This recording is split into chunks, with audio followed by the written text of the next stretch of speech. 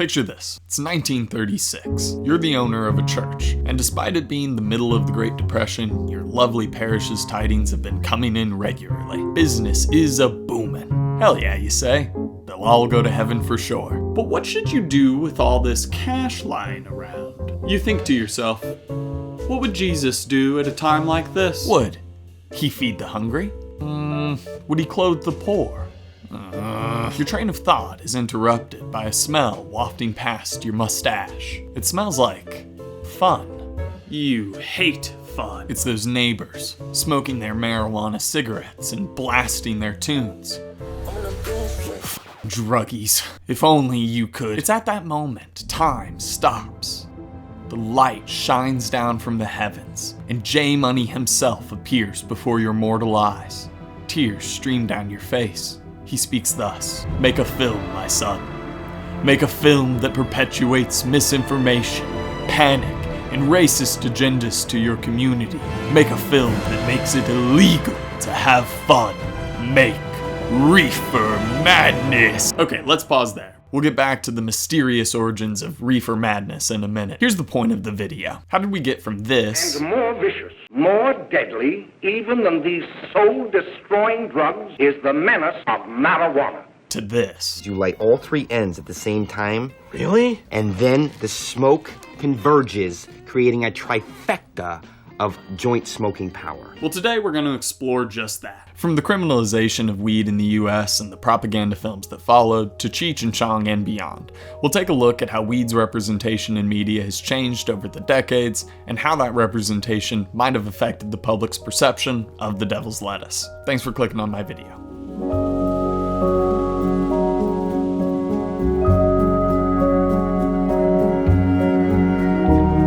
Let's start with a little history. So some US states had started slapping a poison label on weed as early as 1906.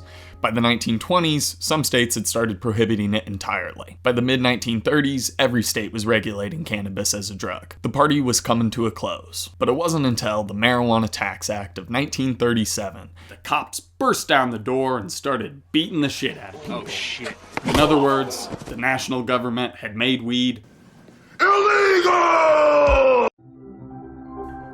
Why, government? Why would you make weed illegal? Did you do some legitimate research and decide to take a stance for the safety of your citizens? Were you protecting us from going insane and hurting ourselves? What's that? Oh, racism and control. Yeah, no, I mean, that makes more sense.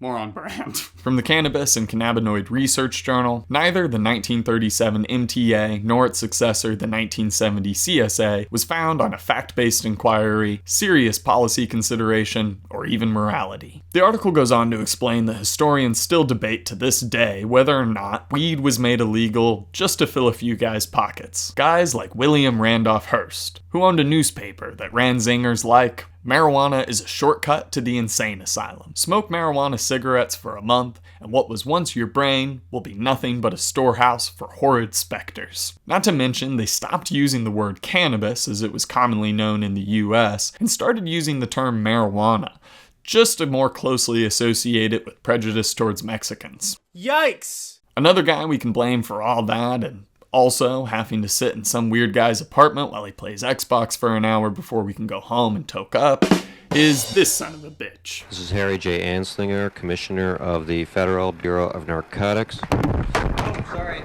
Harry J. Anslinger. Anslinger. I have no idea if I'm saying that right. He doesn't deserve the respect of me figuring out how to pronounce his last name. Harry became the first director of the Federal Bureau of Narcotics in 1930. He quickly got to his racist and violent business of making marijuana illegal, saying things like, "There are 100,000 total marijuana smokers in the US, and most are Negroes, Hispanics, Filipinos, and entertainers. Their satanic music, jazz, and swing results from marijuana use. This marijuana causes white women to seek sexual relations with Negroes, entertainers, and others." What a stupid fucking quote. Which you can see lots of those fun little concepts on display in Alright, so back to Reefer Madness. If it's your first time hearing about Reefer Madness, let me fill you in. It's a low-budget film that was made in the 1930s that has gained popularity and a cult following for its absolutely ridiculous portrayals of the dangers of marijuana. High school kids smoke weed for the first time and start hallucinating, shooting each other, and going generally insane.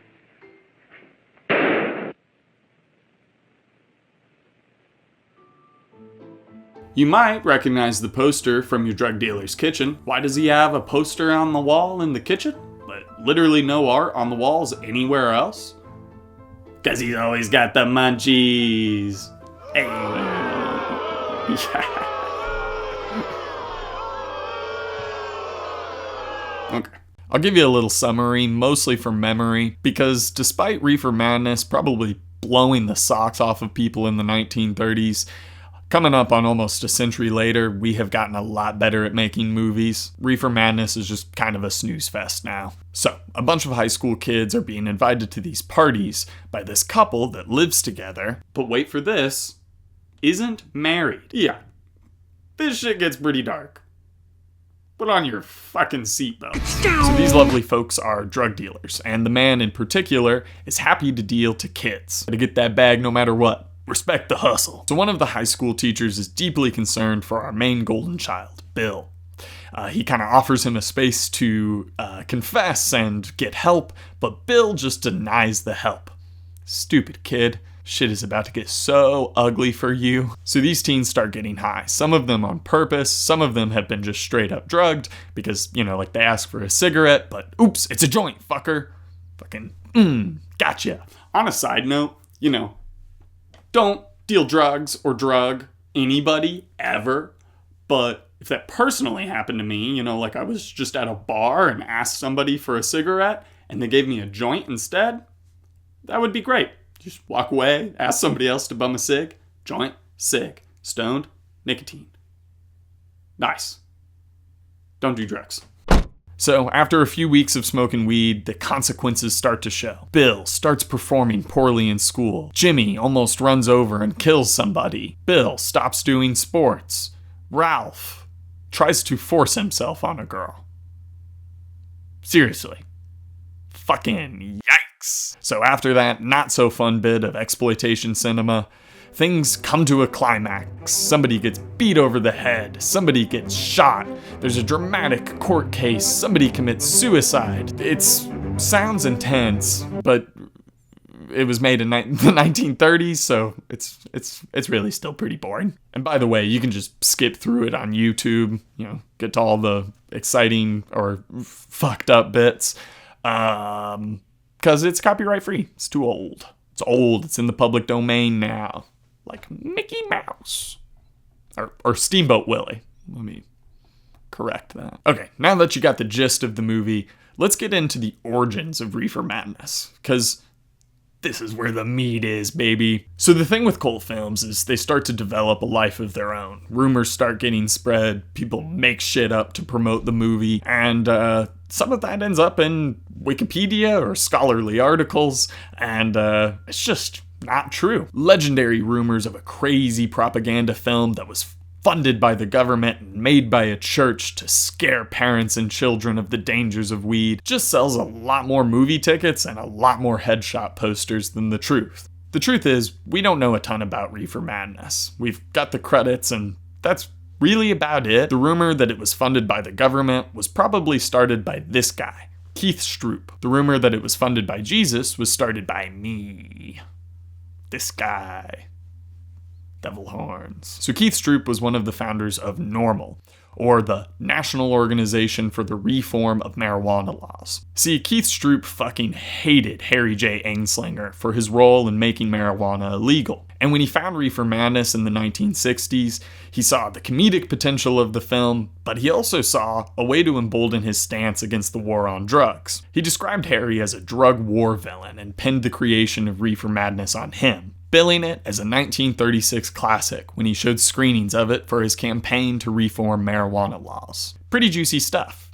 People already fucking hated Harry J. Anslinger for, being a racist bastard and making weed illegal. So our boy Stroop connected some dots, made it look like Harry had made this insane movie to mislead people and gain support for making weed illegal. The truth is, we don't even know when Reefer Madness was made. It was almost certainly the 1930s, probably 1939, which would have been after the Marijuana Tax Act of 1937 had already passed, but I dig Stroop's style. You ain't cheating, you ain't playing the same game they are. Another made-up story is that a church group made it to show to parents, to warn them of the dangers of marijuana, and then a guy named Dwayne Esper bought the rights to the film, and then cut in some naughtier, extra intense footage before screening it, and was able to screen it under the guise of public education and safety. This is the story that you'll find on Wikipedia, and it isn't a huge stretch. Dwayne Esper made 2 other exploitation films about the dangers of marijuana. These films were made to show audiences more uncensored stuff you couldn't get from the likes of Charlie Chaplin. You know, violence, drug use, murder,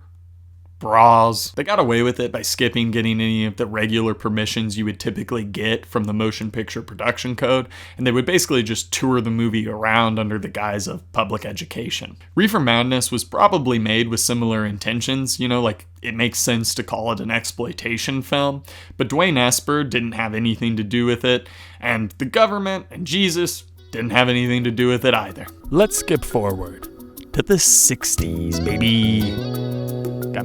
Got my tie-dye on for this. Hippie counterculture kicked off in the 60s, characterized by mostly middle-class white folks with a common ideology of returning to nature, concern for civil rights, the anti-war movement, and weed. While a lot of hippies thought it kind of undermined their more important causes to smoke weed, a lot of them just in general found marijuana to be the perfect plant to associate themselves with. From the book Marijuana in America, Cultural, Political, and Medical Controversies. Because hippies stood against many cultural norms and mainstream practices during the 1960s and 1970s, having a shared preferred substance like marijuana operated as a signal of cohesion, as well as distinguishing them from the dominant systems they sought to upend and replace. Might I say, hippies, you picked a fine way to identify one another and fight the man.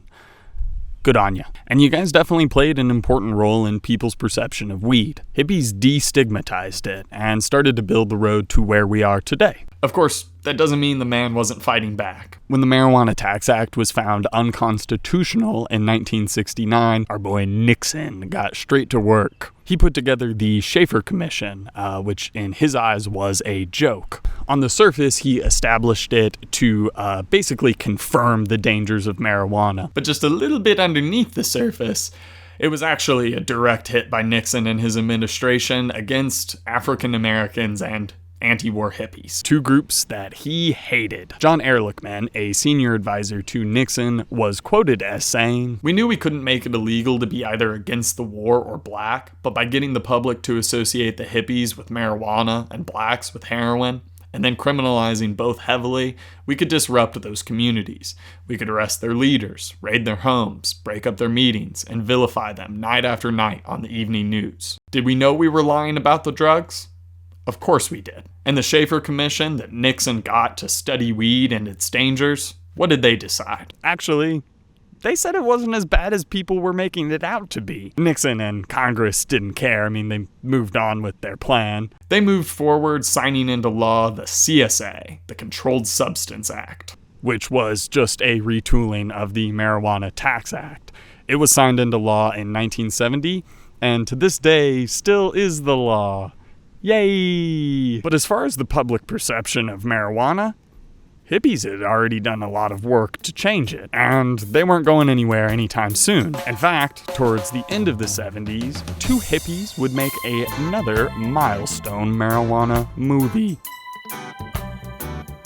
So different mediums had started exploring marijuana use to a greater extent than the propaganda exploitation films of the 1930s. There was an underground stoner comic book, the Fabulous Furry Freak Brothers, which I haven't looked into but seems kind of Cheech and Chong-esque. And for a long time, Hollywood has been trying to turn this into some sort of franchise.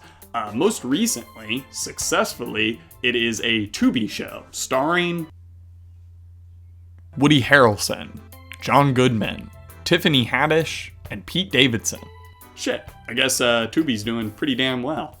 but I want to focus on Cheech and Chong. This legendary comedy duo met at a nightclub in 1968 that Chong's family owned. Bikers would come to the club to see women strip naked, but sometimes what they'd get instead was comedy. Cheech told Chong that he was a great improv actor from California when he met him, and Chong hired him as a writer and improv actor. When they started actually getting a lot of laughs at the nightclub from the typical crowd that would usually boo the comedy, they kept working together. Cheech and Chong started touring as a comedy duo and moved to Los Angeles. After being discovered by a producer, they produced a comedy album. Their first album would peak at number 28 on the Billboard Top 200. After about a decade of working together, performing shows, and recording albums, they got the opportunity to make a movie. It's about two guys trying to find a joint so they can start a band. And it really isn't more complicated than that. Reefer Madness might have been a bit of a snooze fest, but outside of some dated humor, I think Up in Smoke holds up pretty well. Cheech picks up the hitchhiking hippie Chong, and they start the search for a joint. Almost immediately, we get a scene where they smoke dog shit after unwittingly running from the police, which is the kind of thing that you'd expect today from a stoner comedy.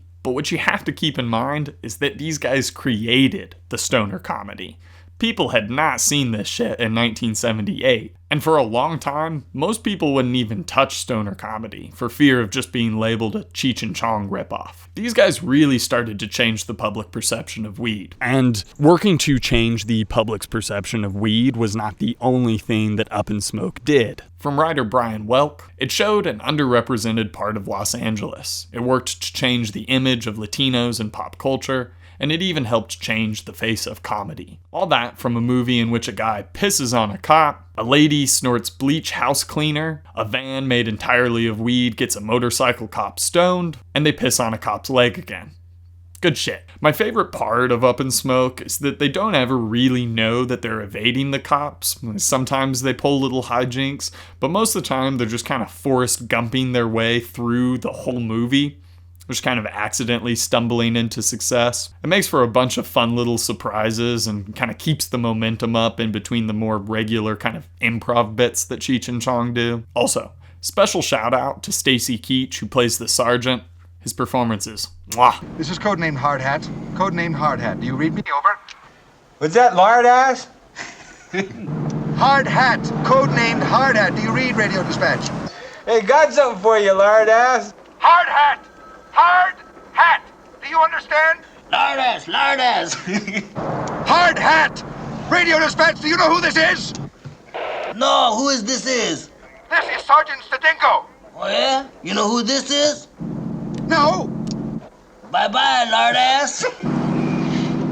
So they spend the whole time getting stoned while looking for a joint to get stoned without ever really realizing that the whole movie they've found multiple joints and gotten stoned multiple times over. It's really great. And everything wraps up with a wonderful battle of the bands, where after the van that's made entirely of weed catches on fire outside, everybody gets stoned, including the cops that have been chasing them the whole time. Despite its age and really lowbrow humor, I really liked Up in Smoke. It exudes so much character and passion, and it just feels like everybody had a really great time making it. And I love watching cops be morons. So Cheech and Chong lit the stoner movie torch, and it seems like only recently is that torch starting to dim. For quite a while, we had a steady stream. Movies like Dazed and Confused and The Big Lebowski showed that you could have weed in your film and still be taken sort of seriously. Harold and Kumar offered a more direct, spiritual successor to Cheech and Chong, both being buddy stoner comedy movies with minorities front and center. And TV shows like Weeds and Broad City showed that women could smoke weed too. Who knew? I knew. I'm one of the good ones. So, where will weed and media go next?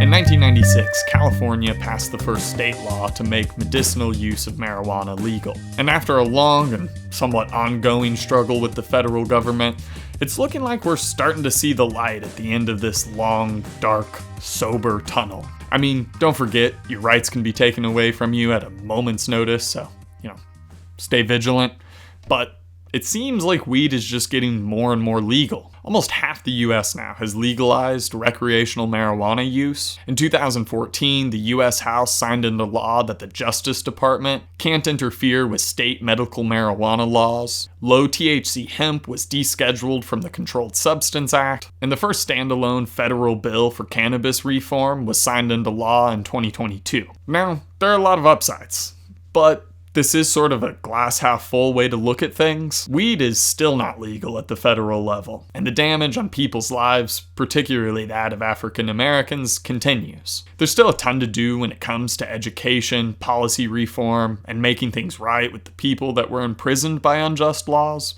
but we've come a long way. With all of that being said, I think where we're at with it kind of means that the stoner movie, at least how it was in the past, is not long for this world. At least, they're not gonna make them like they used to. Seth Rogen is how I got introduced to the stoner comedy as a teen. And come to think of it, watching his movies is probably why I threw away my Dare shirt and started to play around with the idea of smoking pot myself. Didn't do it till I was an adult. Wait till you're an adult. Wait till you're an adult. Drugs. Some of the big kids do them. One of my favorite movies as a teen was Pineapple Express, which is another buddy stoner comedy in the vein of Harold and Kumar and Cheech and Chong, minus the minority cast. Swap in Seth Rogen and James Franco. Boo! Boo! Pineapple Express is about a guy and his weed dealer who get into increasingly deeper shit after witnessing a murder by a drug lord and a corrupt cop. It's a pretty straightforward stoner buddy comedy with a little sprinkle of action on top. Hey Sethy, yeah, I added 9 dick jokes on page 4. And I was thinking that the guys are friends, and then they're not friends, and then at the end of the movie they're friends again. And also they should smoke a lot of ganja, Sethy.